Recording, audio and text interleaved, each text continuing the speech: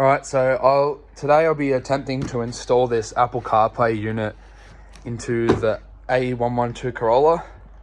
These have a spot for a double din if it's a facelift model, but this is a pre-face, so these come factory with a single din, but mine, you can change the top surround from a one at the wreckers.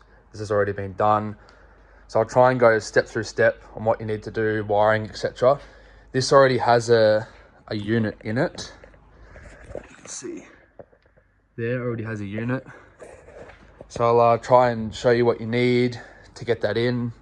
I'm not an electrician or anything, so it might not be perfect, but let's see if I can get it to work. So first step, what you need to do is remove this. I've already sort of pulled it out.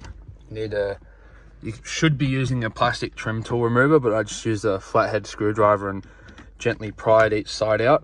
So that should come out now. There's some tabs up here that just need to slide under, so I'll grab that out now. So once you've got that out, you just need to remove the this plug.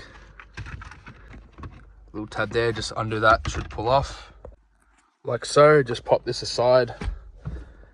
And then there should be two 10mm bolts up in there. Undo those. I use these Barco kits. They've got everything you need. They're super handy.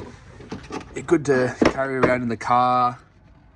They've got everything you need. So I'll grab a 10mm out.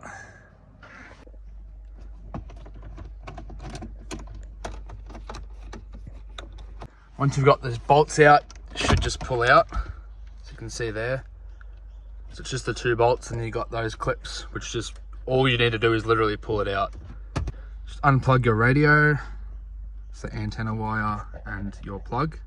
So once you've unplugged it, you've got these two, which are factory Toyota plugs, which some cars, like when I did the Starlet, they don't have that, so I had to actually solder and connect every individual wire.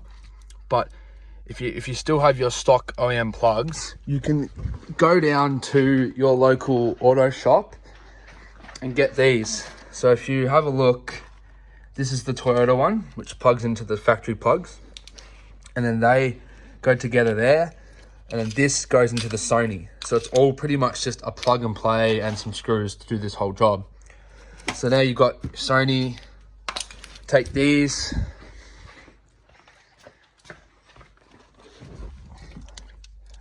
plug these into there. I'll do that right now. So they're now plugged in there. Grab your other loom. That should plug in there. I'm not installing a reverse camera or connecting it to the handbrake, so don't have to worry about these loose ones.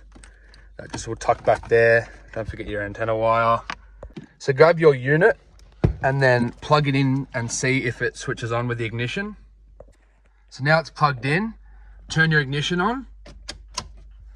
There we go, boom. So now you just want to set your time and stuff. I'm going to get it all fitted up into this first. It's just these screws on the side.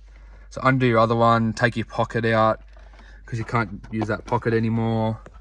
And then fit this into the side, well, unplug it. They should screw into some of these holes. And then just reverse the whole process. So I've taken those out. Just put them aside, keep them with your old plugs. You can sell it, keep it for another car, whatever.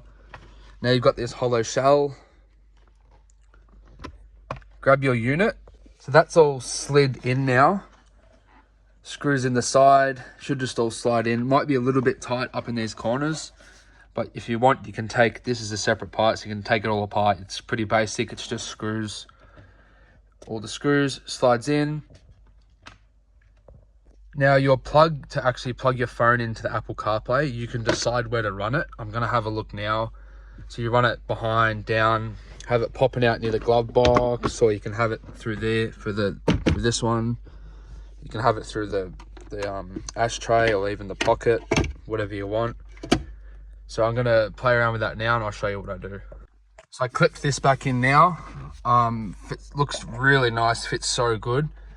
So I've run the actual Apple CarPlay cable down. So I fed it through here and then tucked it down in this corner. I took the glove box out, it's a few screws and a couple of bolts. Runs down here, I tucked it down the side, and then pop it out right here. So once it has an actual cord on it, I can tuck it away further and have, because I normally have the phone sitting on the seat anyway, so that or you can have it even up, run it up in through your glove box, depending what you want to do. But I'm happy to have it just here, and then it should work all good. Fits very nicely. With the wires behind, just like kind of try and tuck them away. Nice and good. So I've got to put those bolts back in, put the vents back in. So everything's back together now. Nice and sturdy. Dash mat back on. This back in. Switch it on. Give it a couple of seconds. It always takes a couple of seconds. Turn on. So you get Bluetooth, USB. I'll grab a cable now and show you the Apple CarPlay working. It does have Android Auto. Don't have an Android, so I can't show you that. But you've got like settings and everything. So I'll grab my cable and you'll see. To get to this screen, you've got your Apple CarPlay here. You can connect Bluetooth. If you don't want Apple CarPlay, just music Bluetooth, you can have that. Got a radio, phone. You can wire your hands-free up. I'll do that in a bit. But here's your Apple CarPlay. So you got your Spotify, music, etc. I can't play it because I'm filming on my phone. You'll need to go to settings to turn the actual head unit off demo mode, because it will just keep cutting out and cycling through stuff. So I'll do that now. Swipe over. You've got settings. Press settings, general, demo, and then it's off. So you want that off. Make sure that's off. Set your date, everything you need. Then you have working CarPlay. So if you want, you can wire the hands-free up to it. Like in the Starlet, I had it sitting just like here, out of here. But I think I might wire it to the up to the roof. I'm not sure. I might do that another day, because I don't really use hands-free.